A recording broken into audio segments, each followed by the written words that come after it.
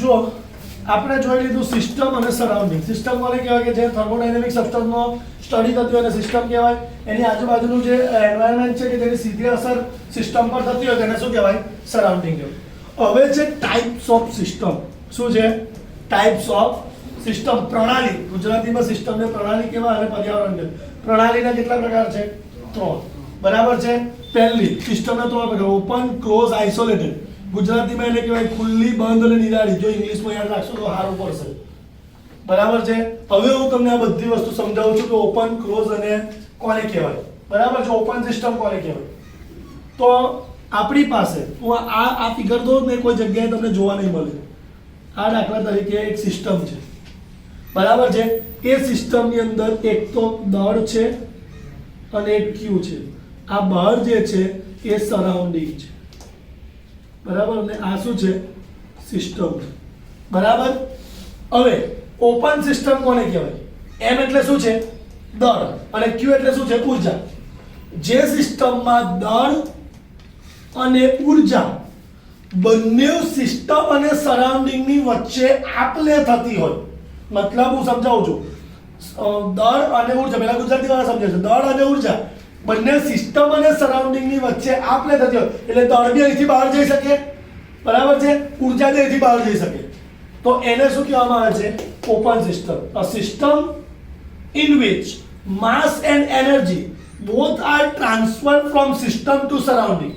મતલબ સિસ્ટમ અને સરાઉન્ડિંગ ની અંદરથી માસ અને એનર્જી બંને ટ્રાન્સફર થતી હોય તો એને કઈ સિસ્ટમ કહેવામાં આવે છે?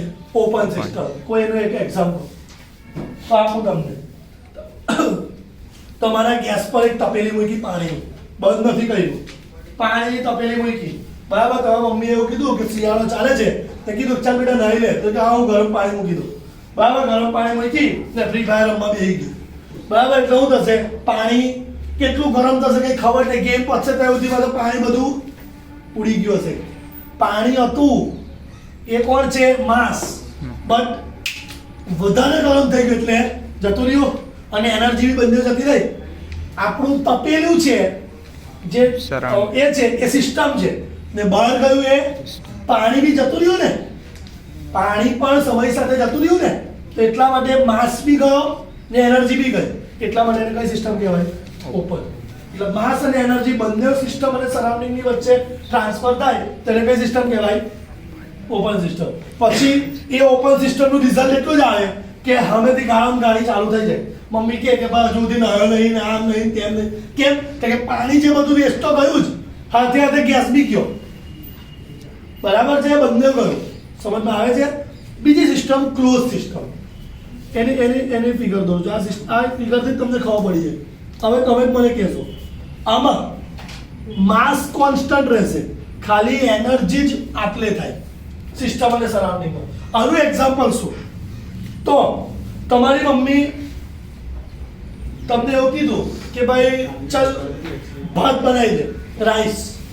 એટલે તમે શું કરશો? કુકરની અંદર પાણી લેશો. બરાબર છે. એટલે ચોખા નાખી દેશો. રાઈસ મીઠું જે નાખવું હોય કામ તમારે જે નાખવું હોય બંધ કરી, કુકર બંધ કરી ગેસ પર મૂકી દેશો. બરાબર છે. હવે સમય જશે. બરાબર છે. સીટી વાગશે એટલે ખાલી સીટીમાંથી શું નીકળે છે? વરાળ જ નીકળે, સ્ટીમ નીકળે. કોઈ દાડો ચોખા દાણા બહાર નીકળતા જોયા જ નહીં નીકળે. જોજો કોઈ આ એક્ઝામ્પલ આપું તમને એક્ઝેક્ટલી ખબર પડી જશે. કોઈ દાડો સીટી ઊંચી થાય ને એમાંથી ચોખા દાણા બહાર નીકળે. એ નીકળે તો તમારા પપ્પા તમારા મમ્મીને ઉધરી લઈ લે કે આ ચોખા તો બધા વાળા વેસ્ટ જ થઈ. ખાલી કરે ચોખા નીકળે, કુકર ફાટે ને તો જ. એના સિવાય નીકળતું મતલબ અંદરના જેટલા બી રાઈસ છે ને બધા કોન્સ્ટન્ટ છે. સમજમાં આવે છે? બટ ખાલી બહાર કોણ નીકળે છે?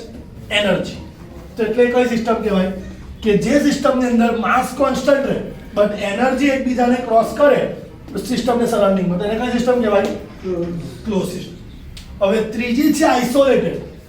આઇસોલેટેડ એટલે જેની અંદર એમ બી કોન્સ્ટન્ટ ને ક્યુ પણ કોન્સ્ટન્ટ, કોઈ પણ બહાર ના નીકળે. જે સિસ્ટમમાં માસ અને એનર્જી બંને સરાઉન્ડિંગને ટ્રાન્સફર થતી નથી તો એ સિસ્ટમને કઈ કહેવાય? આઇસોલેટેડ. એનું એક એક્ઝામ્પલ આપો. તમારું thermos.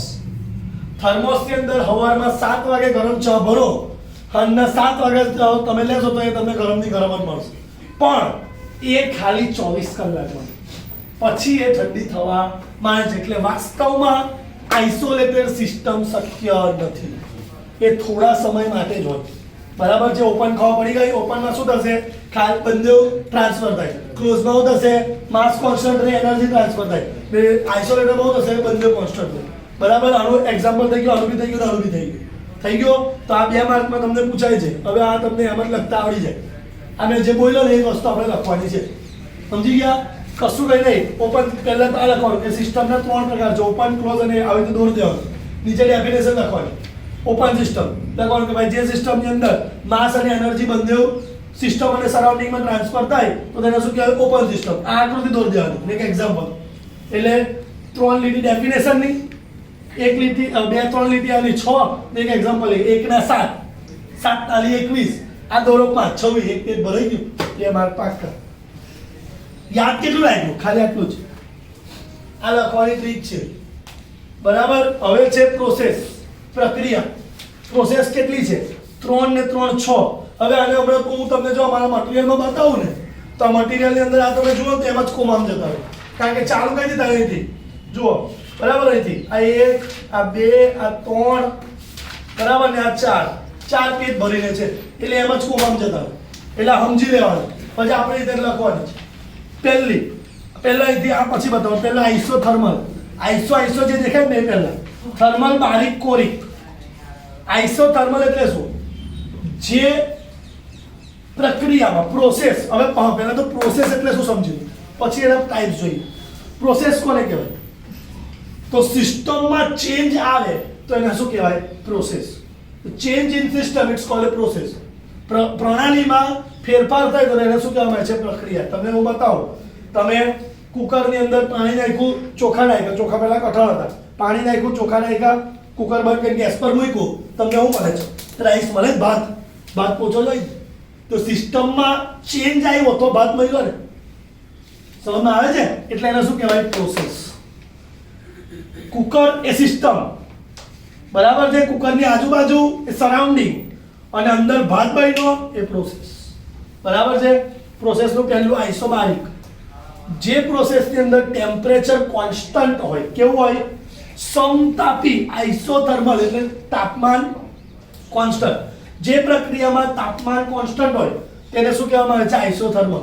Temperature is constant in which process it's called the isothermal process. દાબી, દબાણ, પ્રેશર.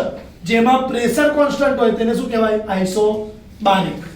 જેમાં કદ એટલે કે વોલ્યુમ કોન્સ્ટન્ટ હોય તેને શું કહેવાય? આઇસોકોરિક. પતિ આવડે?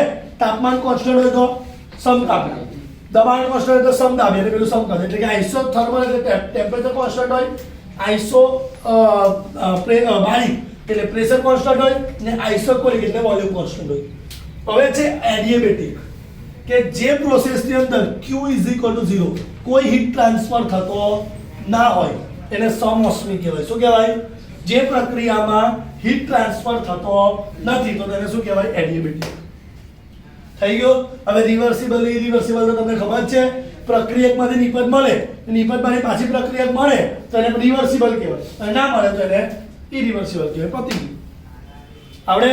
તો ફરીથી એકવાર પહેલા આપણે થર્મોડાયનેમિક્સ જોયું, એની ડેફિનેશન જોઈ, એન્ડોથર્મિક એક્ઝોથર્મિક જોયું, સિસ્ટમ જોઈ, સિસ્ટમની ડેફિનેશન જોઈ, સરાઉન્ડિંગ જોઈ, બધું મેં તમને સમજાવ્યું કેવી રીતે છે તે.